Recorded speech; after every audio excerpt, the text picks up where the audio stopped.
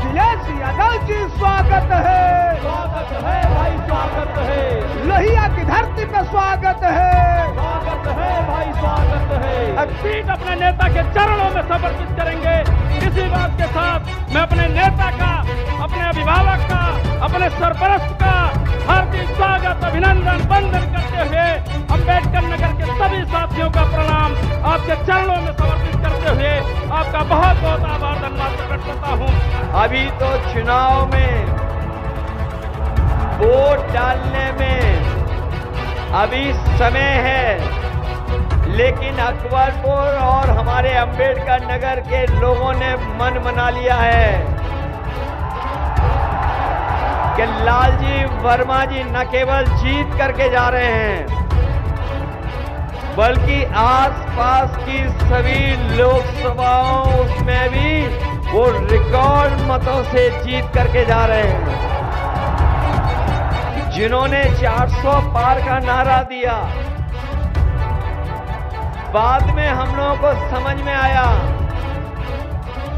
ये 400 पार इसलिए बोल रहे थे क्योंकि लोकसभा में जो सीटें हैं, बैठने वालों की जगह है, वो 543 है। और अगर 400 पार के बाद गिनती शुरू होगी तो बताओ बीजेपी को कितनी सीटें मिलने वाली हैं। ये जो 400 पार का नारा दे रहे थे,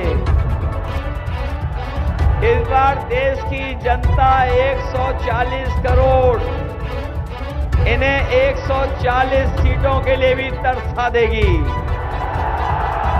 ये भाषणों में भाषा भी बदल गई है।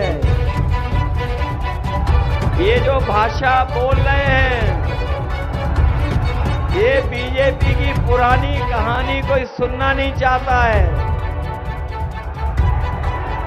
न इनकी पुरानी कहानी कोई सुनना चाहता है, नो नफरत से भरी है, और ना ही इनके घिसे पिटे डायलॉग कोई सुनना चाहता है,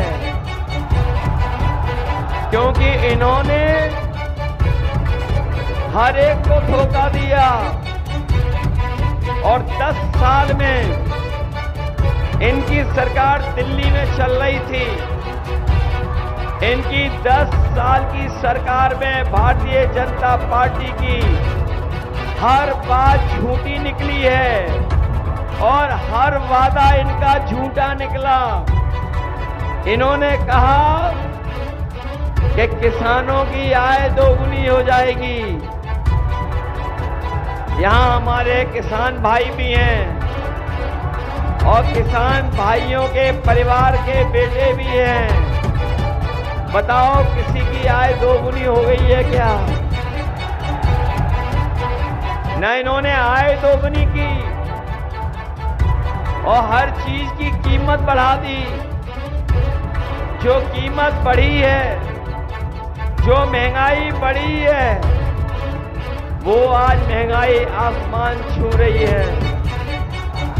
और इनकी महंगाई केवल किसानों की लागत में नहीं बढ़ी है, लागत तो बढ़ाई हुई है। डीजल, पेट्रोल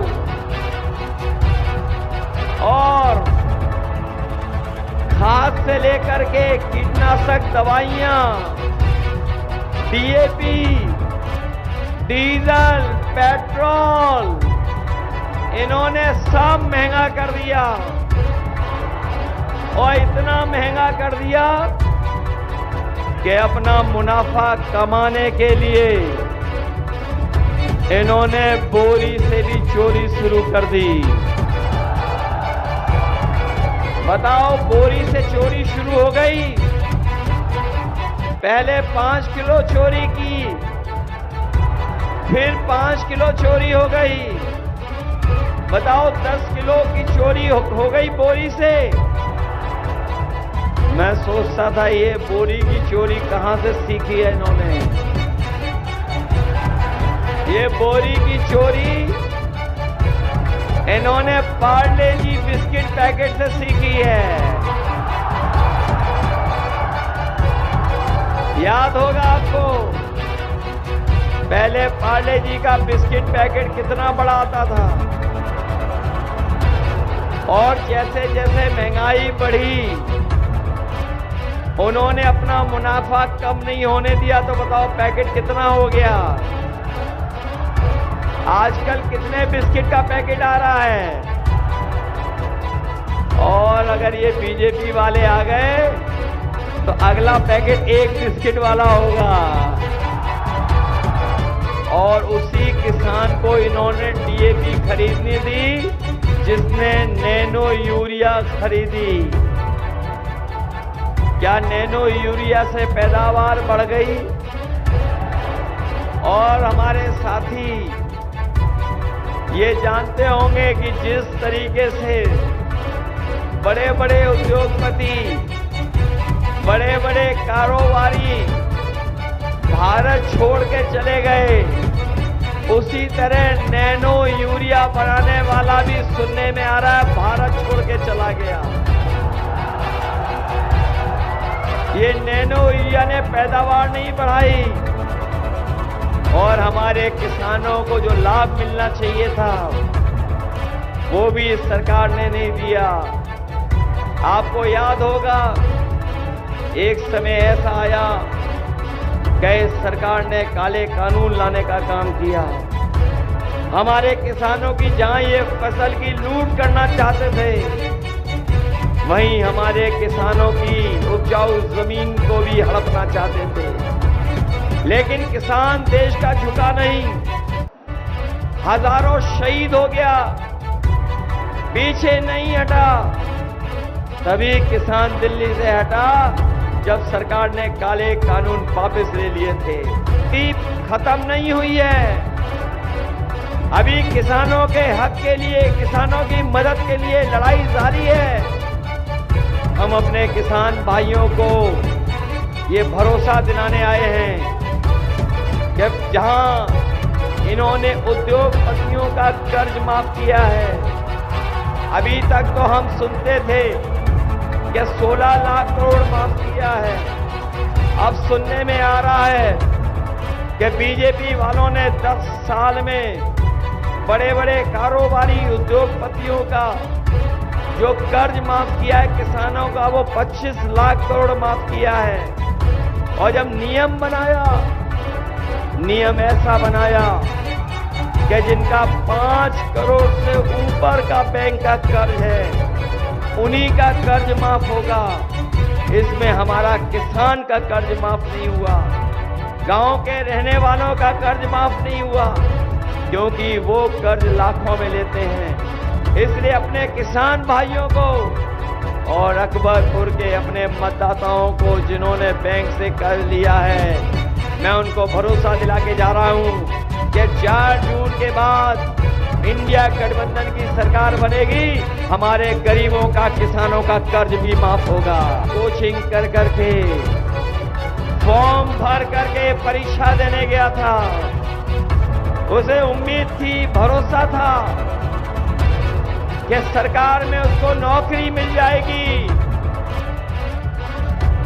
उसको नौकरी मिल जाएगी, लेकिन उसकी नौकरी छीन ली, नौकरी नहीं मिली उसको। ये पेपर लीक जानबूझ करके कराया सरकार ने। जो सरकार थोड़ी सी चीज पर बुलडोजर लेके आ जाती है, बताओ उस सरकार में पेपर लीक करने वालों का कोई पता नहीं है, क्योंकि पेपर लीक करने वाले सब भारतीय जनता पार्टी के लोग हैं। वो हमारे नौजवानों को नौकरी नहीं देना चाहते, इसीलिए पेपर लीक करा रहे हैं। न केवल पेपर लीक कराया है इन्होंने, बल्कि हमारा नौजवान जानता होगा जो खेतों पे दौड़ करके, सड़कों पे दौड़ करके, मैदान में दौड़ करके अपनी फौज की तैयारी करता था,